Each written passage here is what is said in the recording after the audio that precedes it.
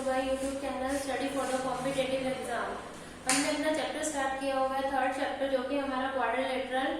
तो हमने पहली क्लास में जो चैप्टर थर्ड की जो पहली क्लास थी वो थी हमारी type of quadrilateral, second class थी हमारी पैरामीटर ऑफ क्वाड्रिलेटरल, और आज की क्लास में हम पढ़ेंगे एरिया ऑफ क्वाड्रिलेटरल। तो कंटिन्यू करते हैं हम अपने टॉपिक को।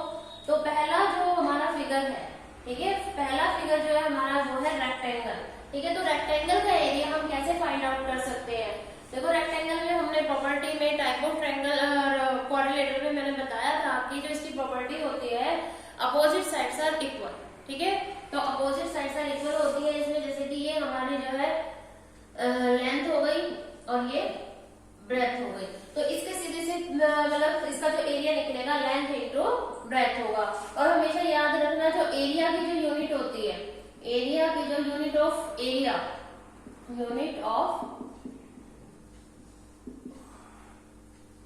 एरिया होती है is equal to unit square. अब यूनिट स्क्वायर से मतलब है कि जैसे कि आपको अगर आपको कोई भी क्वेश्चन सॉल्व आउट करते हैं उसमें मीटर, सेंटीमीटर जो भी कुछ दिया होता है उसका हम स्क्वायर करके जो है आंसर में उसकी यूनिट मेंशन करते हैं। तो नेक्स्ट फिगर है हमारा स्क्वायर।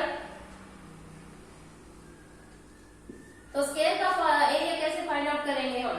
तो हमें पता है कि जो स्क्वायर होता है उसकी ऑल साइड्स इक्वल होती है, इसलिए जो एरिया का फॉर्मूला होता है साइड स्क्वायर होता है। ठीक है, यहाँ पर साइड को हम डिनोट कर रहे हैं ए से। ठीक है, तो हमारा यहाँ पर एरिया बन जाएगा ए स्क्वायर। तो इसकी भी यूनिट होगी हमारी यूनिट स्क्वायर। जितने जिस भी तरह से कभी भी कहीं पर भी जिस भी फिगर का या किसी भी चीज का हम एरिया निकालते हैं हमेशा उसकी यूनिट जो है हम स्क्वायर में मेंशन करते हैं। नेक्स्ट फिगर है हमारी पैरेललोग्राम।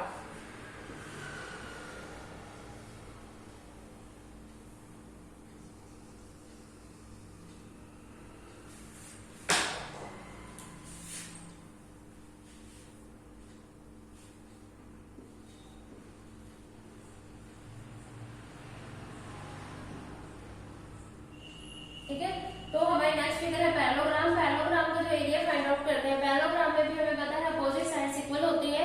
ठीक है, तो हमारी जो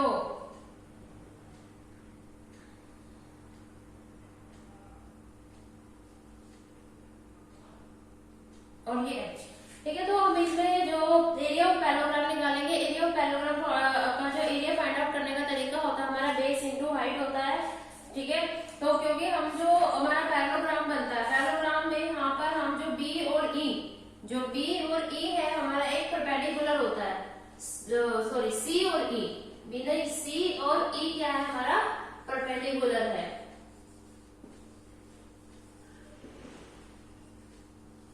ठीक है, इसे ही हम हाइट की फॉर्म में मेंशन करते हैं। ठीक है, तो एरिया ऑफ पैरेललोग्राम क्या होगा? Base into height. Next figure है हमारी रोम्बस। कौन सी है? रोम्बस। रोम्बस का एरिया फाइंड आउट करने के लिए हमें जो है डायगोनल को देखना होता है। जो डायगोनल होते हैं रोम्बस को बाइसेक्ट करते हैं ईच अदर को एट 90 डिग्री एंगल। ठीक है, ये हमेशा एक दूसरे को किस पर इंटरसेक्ट, जो डायगोनल होते हैं इसके इंटरसेक्ट करते हैं 90 डिग्री पर ईच ऑफ द डायगोनल। तो यहाँ पर देखो, यहाँ पे एरिया निकालने के लिए जब भी हमसे रोम्बस के एरिया की फाइंड आउट करने की बात करेंगे तो हम जो इसका एरिया निकालेंगे diagonal 1 multiply diagonal 2 divide by 2 करके। तो यहाँ पे D1 और D2 है हमारे जो है वो डायगोनल है। तो ये था हमारा रोम्बस का एरिया निकालने का। अब सेम इसी टाइप में, बिल्कुल सेम इसी टाइप में हमारे पास एक और फिगर होती है काइट की। इसकी होती है काइट की भी हमारे पास एक फिगर होती है, वो सेम एज अ रोम्बस की फॉर्म में होती है। उसमें सिर्फ इसमें क्या होता है, इसमें तो और रोम्बस में जो होता है ऑल साइड इक्वल होती है, बट काइट में जो होती है एडजेसेंट साइड इक्वल होती है। लेकिन जो फॉर्मूला होता है इसका एरिया निकालने का वो बिल्कुल सेम एज इट इज होता है रोम्बस के जैसा। इसमें भी जो डायगोनल होते हैं वो एक दूसरे को 90 डिग्री एंगल पर कट करते हैं, बाइसेक्ट करते हैं। तो एरिया निकालने का फॉर्मूला इसका भी यही बनेगा, diagonal 1 multiply diagonal 2 divide by 2। ठीक है, D1 और D2 यहाँ पर हमारे डायगोनल को शो कर रहे हैं। ये था हमारे काइट का फॉर्मूला। नेक्स्ट फिगर है हमारी ट्रेपेजियम। नेक्स्ट फिगर कौन सी है हमारी? ट्रेपेजियम।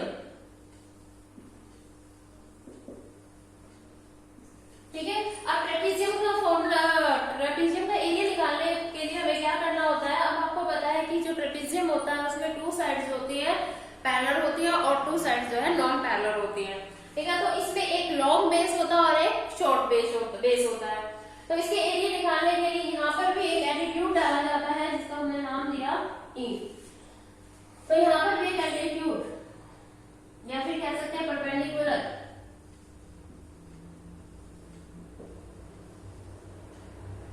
जो कि हाइट की फॉर्म में ही होता है, जैसे कि हमने पैराग्राफ में पढ़ा था, ठीक है।